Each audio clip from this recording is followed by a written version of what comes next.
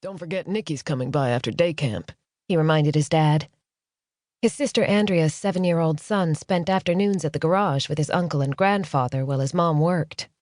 With Nicky's father out of his life, and good riddance, it was important for Nicky to spend time with the men in his family. Not to mention, it freed his sister up to work and not worry about her kid after school or summer camp, which saved her from having to hire a sitter. And Kane liked having his nephew around. Even if he was under a car, Nicky did his homework or played games on his cell phone in the office and chatted up his grandpa. It was good.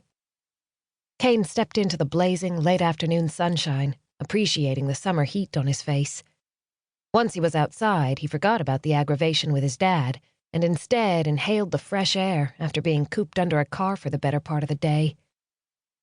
He slid his aviators on his face and climbed into the flatbed, starting up the engine. He drove out of town and onto the highway, music blasting on the radio, until he caught sight of the gleaming, bright red Ford SUV on the side of the road. The influx of summer visitors into Rosewood Bay, his oceanside town in New England, usually meant expensive foreign cars littering the side of the main street and taking up the prime parking near the beach. This little beauty didn't strike him as one of those, but he didn't recognize it as one of his regulars either. He pulled in behind the SUV onto the shoulder of the road and parked. After hopping out, he strode to the front of his vehicle and saw a woman in a flirty dress bent over the open hatch as she draped what looked like a sheet over something in the far back. He shoved his hands into the front pockets of his jeans and looked his fill of the sweet ass aimed in the air and long legs leaning against the edge of the back, his dick perking up and taking notice. Which was a refreshing change, since he no longer partook of the women who came to Rosewood during the summers, willing to indulge in a fun fling with a mechanic, but never ever deigning to consider him good enough for anything more. Once burned and all that. Actually, it had been too damn long since he'd been with any woman, and even longer since one had truly interested him. Before he could make his presence known, though she had to have heard his truck's arrival, she turned around and met his gaze. Recognition slammed into him, raw and real. "Halley Ward," he muttered. "Well, I'll be damned." The girl he knew not at all but had protected from bullying back in high school stood before him, all grown up. "Hi, Kane," she said softly, shading her eyes from the sun with her hands. Eyes he knew were a light blue.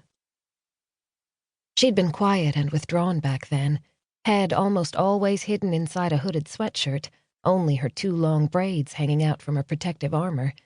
But he knew her story. Everyone did. This town thrived on gossip, and the Wards provided much of it over the years.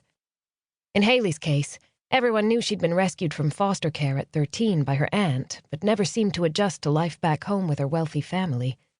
She didn't reach out to other girls or make friends at school or in town. Or maybe they didn't welcome her. He hadn't been sure. He'd only known that at the time he had recently lost his mom and pulled back from the world, so he recognized that same sense of sadness and loss in Haley and had stepped in when the kids gave her a rough time because of her past. They'd never talked or bonded, but he knew she appreciated his efforts, could tell by the lingering, sad but grateful looks she passed him in the hall that his actions meant something to her. Despite living in the same town, he hadn't seen her in years. That damned gossip indicated she was more reclusive and damned more solitary than he was. She didn't hang out at the Blue Wall, the main bar in Rosewood, on Friday or Saturday nights, at least not when he'd been there. Had he wondered more about her through the years? Sure, but life went on. "So, dead SUV?" he asked, gesturing to a ride. "Dead SUV," she said, sounding pissed off. "What kind of car just dies? It's not new, but it isn't ancient either." She braced her hands on her slender hips and frowned at her vehicle. He shrugged. "Won't know until I get it jacked up and take a look." He met her gaze. "Have you been?" he asked. "Good." She toyed with a strand of hair. With the sun streaming down, he took in those brown locks with sun-kissed streaks of blonde closer to the ends that hung just past her shoulders, and he immediately noticed that the face she'd hidden as a kid was all the more striking now.